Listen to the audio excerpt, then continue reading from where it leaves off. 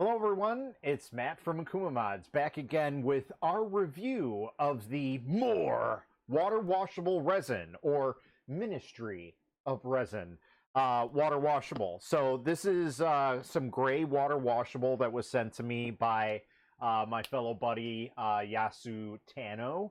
And he absolutely swears by this type of resin. And he's like, I know you have an issue with water washable resins, and it's just kind of a lot of things that I personally don't like about water washable resin. And it's one major thing really that is like the seal dealer for me. And that's, even though this is water washable resin, please do not wash this in a sink. Properly wash it in a bucket, leave it outside to cure, and properly dispose of the water. Do not just pour it down a drain, down a sink, nothing like that. That is very, very bad. That's basically like you taking thousands of drugs and, putting it down the drain. The same thing with this. This is chemicals. You're putting it directly down the water supply drain. So please do not do that. With that being said, does it print well? Well, I'm happy to say that yes, it actually does print well. Now, I've had this resin for a little while, and I still got another print on the machine. You can't see it, but we've been printing exclusively on the Frozen Sonic Mighty, and it's been printing very, very well. So we did a couple prints that I pulled off. I believe one is by David Chambers, and one is by Nico Industries that was sent to me. Now, I did size this print down because this is actually meant to be a full-size helmet. But I figured, hey, let's go ahead and test it out because this has a lot of insane details to show off if this resin is actually good. Now, the other problem that I have is these prints don't seem to last very long. With me being in Chicago, the weather literally fluctuates hourly, minutely. I mean, it's insane. Take, for example, last week we were at 95 degrees in, like 70% humidity. And then come to nighttime, it was almost 35 degrees or something ridiculous like that. It was insanely cold. Like, that's how major of a temperature drop we do. And then the humidity was like almost nothing. So, excuse me. So that's the issue that I more or less think I have with water washable, is that because we have such a temperature fluctuation, and I mostly print raw prints, I haven't gotten into the whole painting and sealing and everything like that. They tend to just crack very easily. Now, I will also say the other major downside to water washable resin is that they are insanely brittle. Now, this helmet is actually kind of solid, but the previous print that I did that semi-failed, that basically crumbled inside my hands. I had printed another can that my buddy Matt German had made, and unfortunately, when I removed it from the bed, I kind of popped the bottom off of it a little bit, and the print was kind of done after that. So, but when I went to go and toss it out after it was all cured and everything, I went to go and like just grab it for some reason, and it literally fell to pieces in my hand. Like, I didn't even put a lot of stress on it, and that had like 4mm walls on it, so it was a pretty thick print, and it shattered, it crumbled, it was terrible. So we went back, we did some other prints, did some calibration on the settings just to make sure we were all good, and made sure that, the temperatures that we were printing at were very good, and everything went off without a hitch. We had two prints right at back to back. Like I said, there's a third one on there, but I'm not going to remove it right now. But I will post up some of these pictures for you guys to see in some of the groups. But yeah, let's show off these bad boys. So as you can see, it has a nice sheen to it. Now, I don't know if that's because of the type of resin and what it's got inside of it, because I will say that as soon as I opened up this bottle, this bottle of resin, being water washable, it did have a different smell to it. So, if you guys have used various types of resins like I do, you know each and every resin has their own type of specific smell, but for the most part, they all have a general smell. They always have that little extra hint.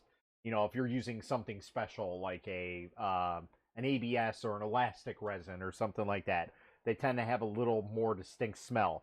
Well, water washable just kind of smells like water washable. It's I can't really explain the smell, but this smells more like a wax than anything. And I don't know if that's what they use in it. I've never like looked into the specifications or anything like that, but it definitely has a very very potent wax smell to it. At least when you're smelling it when it first opens. So I don't know. That might be that why this one seems to work, at least for me so far, and we'll see if it continues to work, because as of right now I'm kind of happy with it, surprisingly. So yeah, let's check out this print again, and I just wanted to show you guys some details on this print. And again, this is meant to be a full-size helmet, and we sized it down. I think I sized it down to like 30% of what it should actually be. And we printed it like this on the orientation, so we had quite a few supports on there, and the supports removed very very easily, and even the inside is very very nice. And this is kind of thin walled, so it's not like super super thick. You can see some parts, you can kind of see how thick the walls are. It's not terribly thick, but very very nice attention to detail. And like I said, it's got that really nice shine. And I don't know if that's the resin or if that's actually the printer and the LCD screen. I'm still kind of need to work and see if that's not necessarily an issue, but a byproduct of the LCD screen or the resin or the curing or washing, whatever. So I did wash these in water, so they are washed and cured. Again, this one is from David Chambers, and this is Yoda Lorian, or Mando Yoda, or whatever you want to call it. So basically, he made a Yoda figurine with a Mandalorian costume, and he turned out very, very well. Very, very nice details and everything. So again, very, very surprised about this, and we did support him a little bit, so you see there are some dimpling on there. Not the end of the world. That's normally where we should see some dimpling. But on the actual model itself, you guys don't really see any dimpling.